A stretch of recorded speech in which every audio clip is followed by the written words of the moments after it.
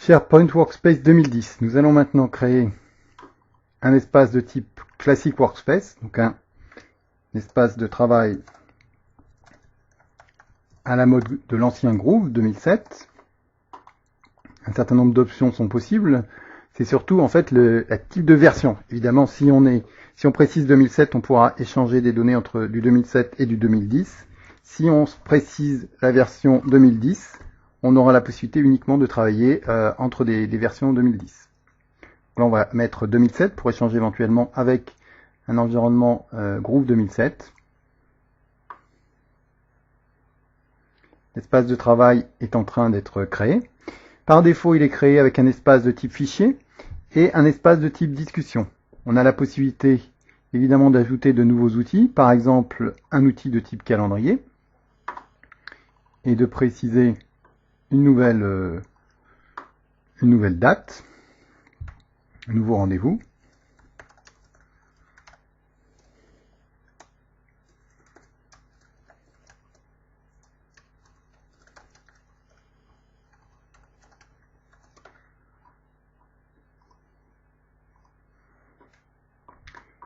On a la possibilité d'ajouter également un certain nombre d'outils comme les pictures, les jeux d'échecs, mais de manière plus peut-être utile, les SharePoint Files.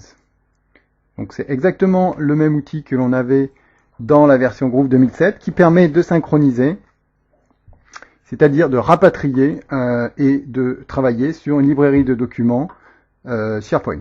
La configuration est identique, il suffit de préciser où se trouve ce répertoire sur le sheet SharePoint.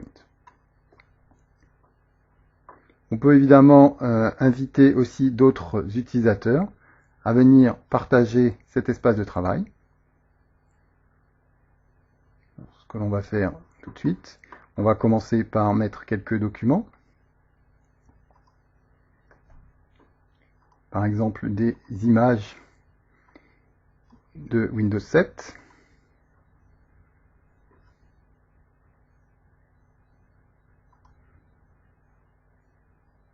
Alors voilà, il les a ajoutés.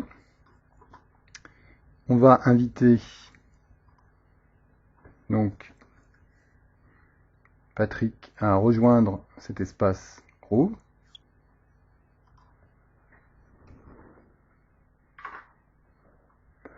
Il va falloir attendre que l'invitation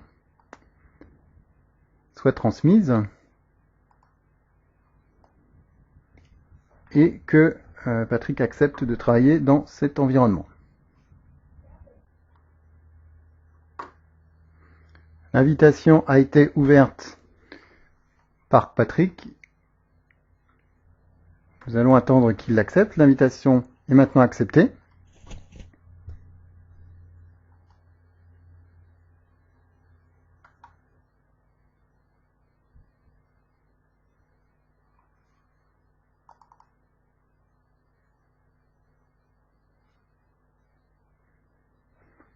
Voilà, au bout de quelques instants, Patrick rentre dans l'espace de travail et reçoit une copie de celui-ci. Il peut à partir de ce moment-là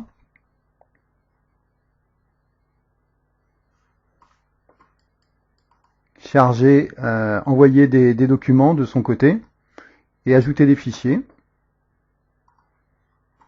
Donc c'est ce qu'on va essayer de faire.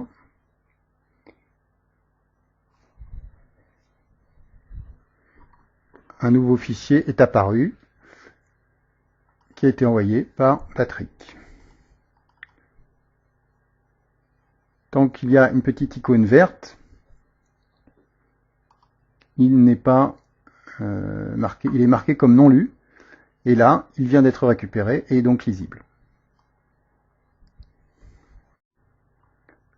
On peut se promener un peu dans le ruban pour voir les différentes options possibles. On peut se promener avancer jusqu'à la premier item lu et non lu. On peut définir des alertes. On peut marquer un certain nombre d'entrées comme non lu. On peut bien sûr télécharger. Au niveau du workspace, on peut envoyer des messages à un membre en particulier ou à tous les membres. On peut inviter de nouveaux membres, annuler les invitations, gérer un certain nombre d'actions sur les tools ou en ajouter de nouvelles. Enfin, au niveau vue, on a la possibilité d'arranger les choses par nom, par size, donc ici par taille, ou de créer de nouvelles fenêtres sur un outil spécifique par exemple.